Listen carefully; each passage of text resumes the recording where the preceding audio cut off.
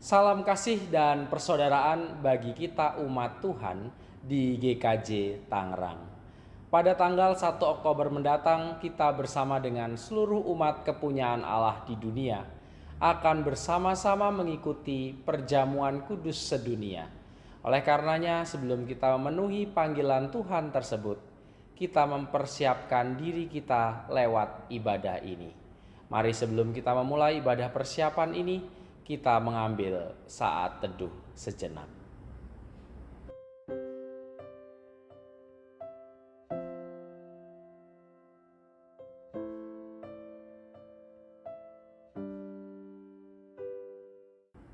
Marilah kita mengawali dengan menaikkan Kidung Jemaat 249, Serikat Persaudaraan.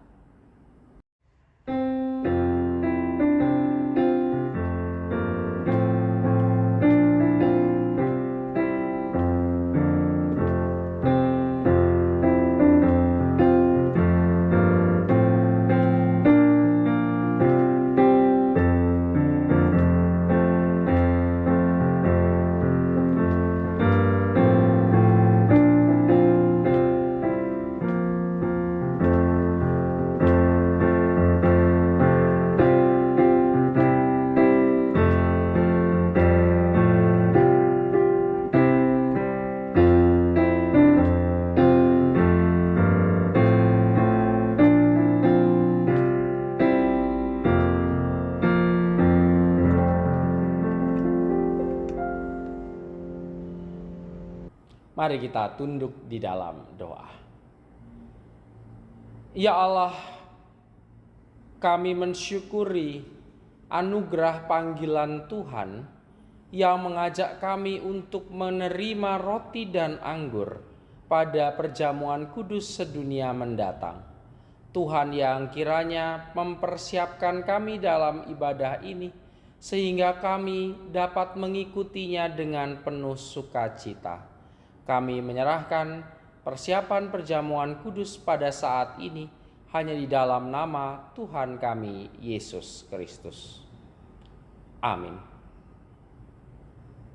Nas pembuka kita pada hari ini diambil dari Yohanes 17 ayat 20-21 yang demikian. Dan bukan untuk mereka ini saja aku berdoa, tetapi juga untuk orang-orang yang percaya kepadaku oleh pemberitaan mereka, supaya mereka semua menjadi satu, sama seperti Engkau, ya Bapa, di dalam aku, dan aku di dalam Engkau, agar mereka juga di dalam kita, supaya dunia percaya bahwa Engkaulah yang telah mengutus aku. Di dalam cinta kasih-Nya kita dipersatukan dengan kehadiran Allah. Kita semua menjadi satu di dalamnya, sehingga marilah kembali kita menaikkan nyanyian syukur kita, Serikat Persaudaraan bait yang kedua.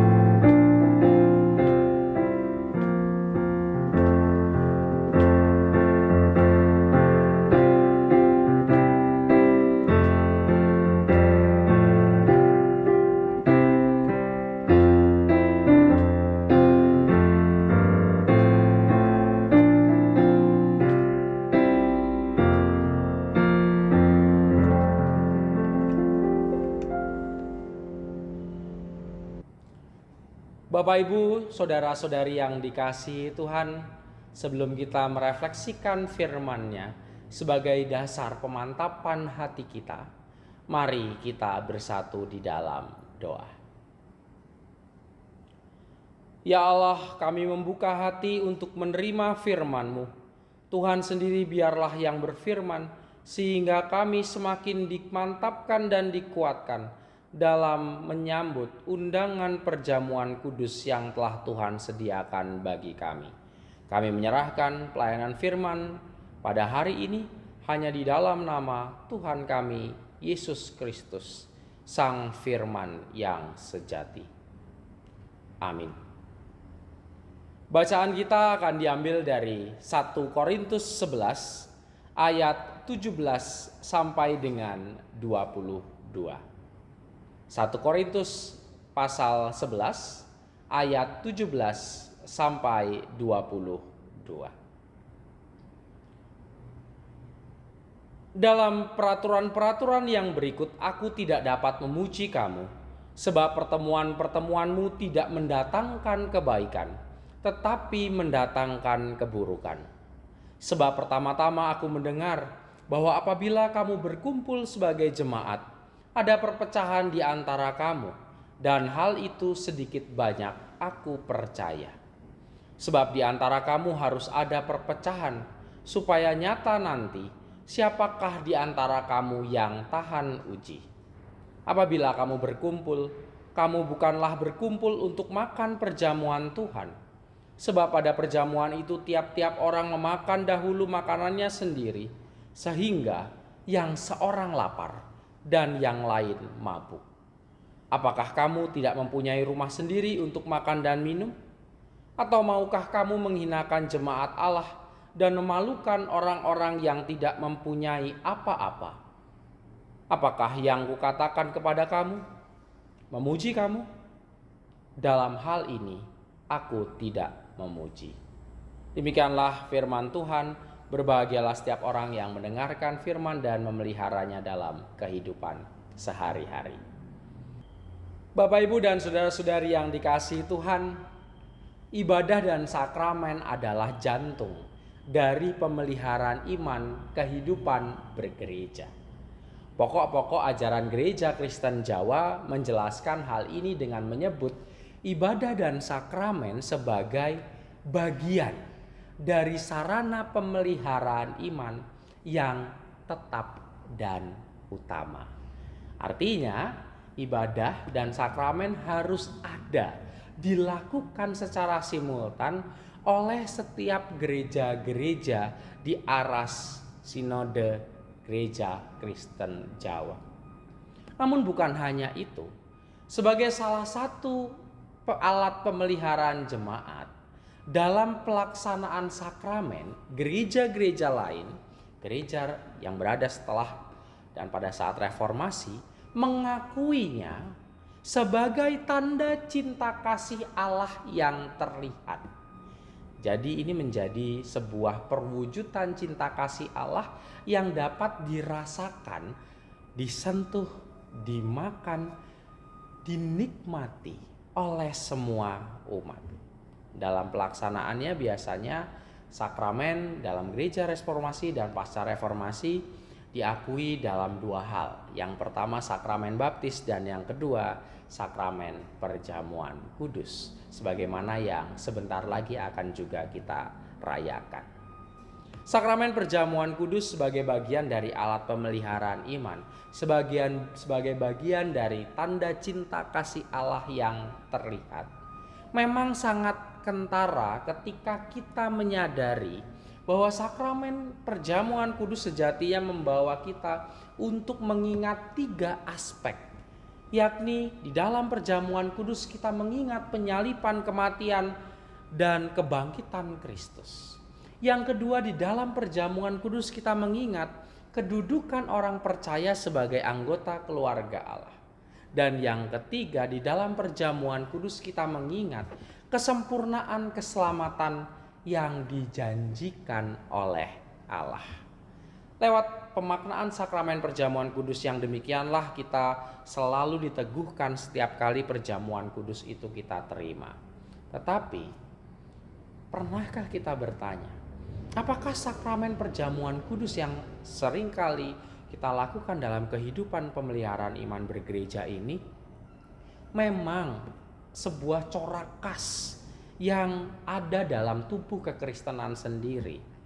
Dan apakah di awal mula sakramen itu atau perjamuan itu dilakukan, langsung merujuk pada tindakan yang sakramental. Dalam sepenggal tulisannya dalam artikel 300 tahun perjamuan, Rashid Rahman, seorang teolog, mencoba menjelaskan dan menelusuri bahwa terbentuknya perjamuan kudus yang saat ini kita rayakan, saat ini hendak kita songsong, sebenarnya berangkat dari tradisi perjamuan sosial yang dilakukan pada masa kekristenan awal. Jadi di awal mula perjamuan kudus ini bukan sebuah satu kekasan, tetapi ini merupakan adaptasi dari lingkungan sosial yang saat itu juga terlibat dalam perjamuan yang serupa secara sosial. Bentuk dan pemaknaannya memang kemudian berkembang mulai dari hadirnya kekristenan pada tahun 30-an awal sampai kemudian pada akhir abad kedua. Sehingga dalam rentang waktu yang cukup panjang tersebut terbentuklah perjamuan kudus yang menjadi salah satu kekasan kekristenan dalam melakukan pemeliharaan iman. Mulai pada saat itu diawali dengan makan biasa secara sosial, sebagaimana yang dilakukan oleh penduduk sekitar, menjadi atau bergerak kemudian menjadi sebuah kenangan akan kesengsaraan dan kebangkitan Tuhan yang sakramental. Catatan sejarah menjelaskan bahwa persekutuan Kristen perdana yang terbentuk pasca kenaikan Yesus Kristus ke surga ternyata sudah biasa melakukan perjamuan dalam persekutuan secara sosial. Meski pelaksanaannya di awal tidak langsung merujuk pada tindakan yang sakramental atau berupa sebuah ritual, tetapi mereka memang sudah terbiasa melakukan perjamuan sejenis untuk merayakan kebersamaan di dalam komunitas sosial yang majemuk. Tradisi pelaksanaan perjamuan dalam kekristenan awal dipengaruhi oleh kebiasaan pelaksanaan perjamuan yang diadakan dengan metode sosial religius dari pengaruhnya dari Yahudi dan Greko-Roman. Masyarakat di sekitar kekristenan perdana ini terbiasa untuk melakukan perjamuan makan demi mengakrabkan diri secara sosial dengan orang di lingkungannya, sambil aspek religiusnya mereka berdoa dan mengharapkan kehadiran Sang Ilahi. Meski di awal perjamuan ini dilaksanakan secara eksklusif dan hanya dihadiri oleh orang-orang tertentu, semisal orang kaya, berpendidikan dan seterusnya, namun dalam pengaruh Greko-Roman, pada akhirnya perjamuan yang modelnya seperti ini dilaksanakan tanpa membedakan status, gender. Semua orang dapat hadir bersama-sama di dalam satu ruangan untuk menikmati perjamuan tersebut, untuk menikmati pertemuan tersebut. Bentuk perjamuan yang demikianlah yang kemudian diadaptasi oleh kekristenan di awal. Jadi dari ritual sosial yang biasa diadakan kemudian diadaptasi oleh kekristenan di awal mula.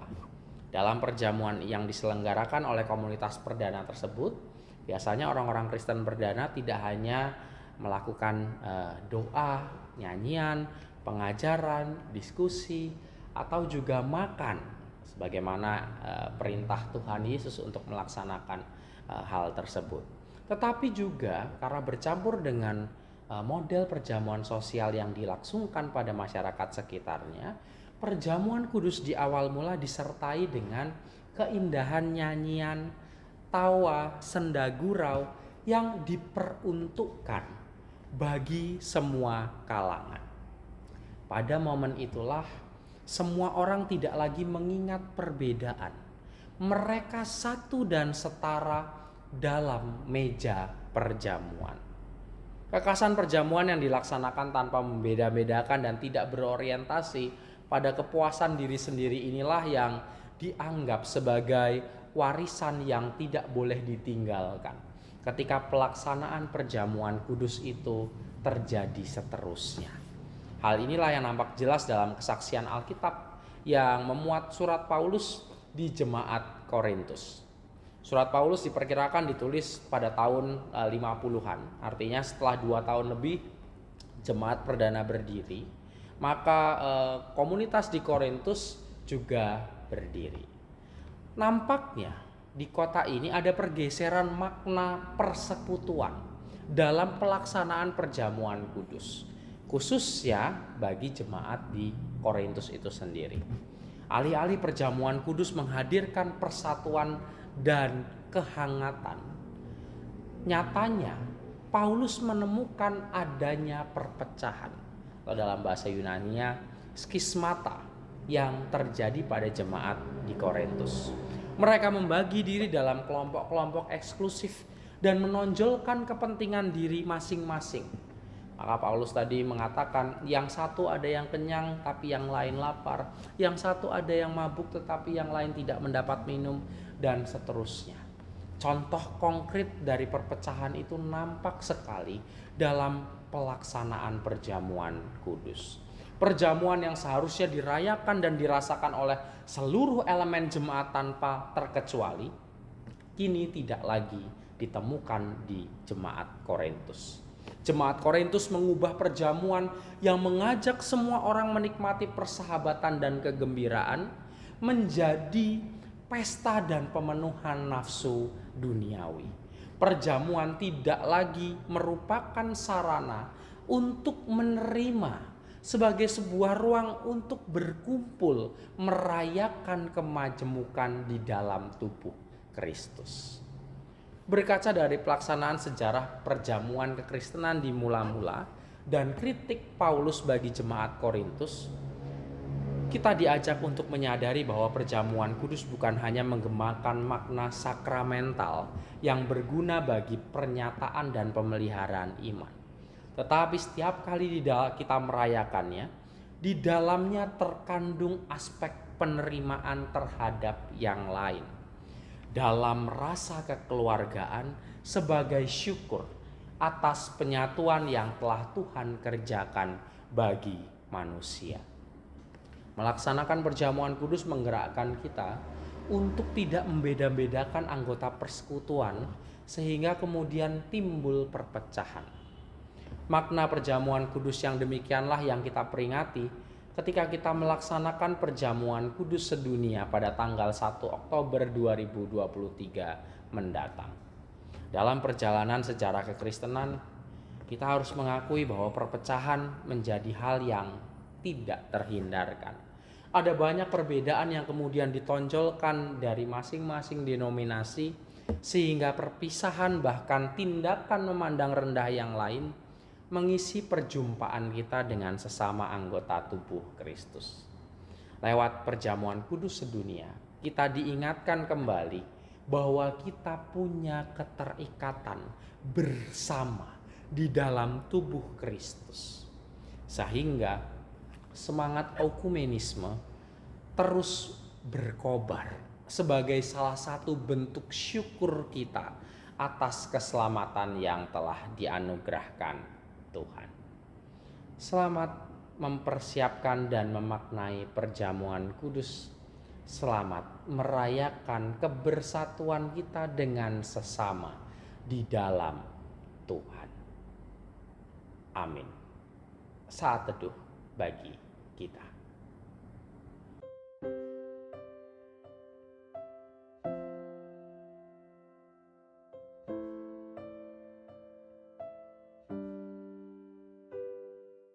Marilah kita naikkan nyanyian respon firman dengan kembali mengangkat pujian Serikat Persaudaraan bait yang ketiga.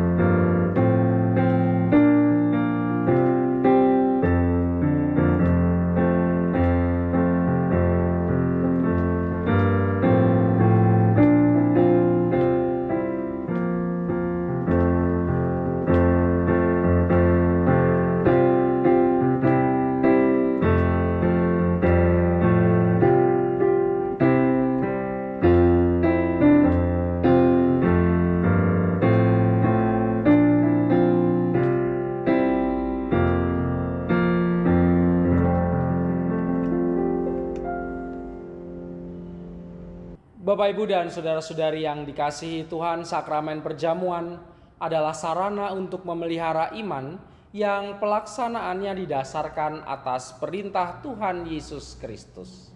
Menjelang Tuhan Yesus Kristus disalib, ia mengambil roti, mengucap berkat, lalu memecah-mecahkannya, lalu memberikannya kepada para murid dan berkata, "Ambillah, makanlah, inilah tubuhku."